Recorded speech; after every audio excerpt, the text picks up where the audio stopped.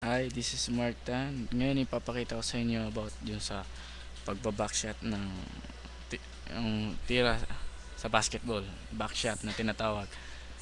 Ano natin yung backshot na tinatawag natin backshot para kung nahirapan ka sa mga defender mo sa harapan mo, ay pwede ka naman tumira patalikod. Ibig sabihin nito.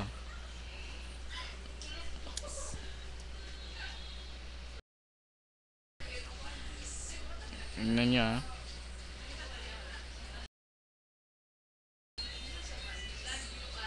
Ah. Yung backshot na tinatawag natin.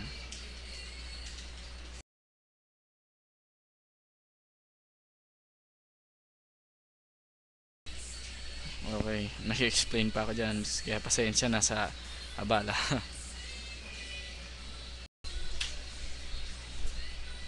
Okay. Ano yung backshot oh.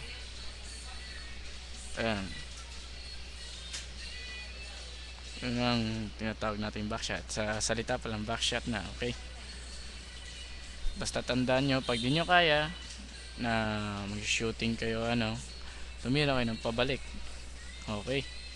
Mas maganda kung makakapashoot kayo doon na makaka-score kayo na hindi tumitingin. Wow, hirap nun. Tingnan nyo na.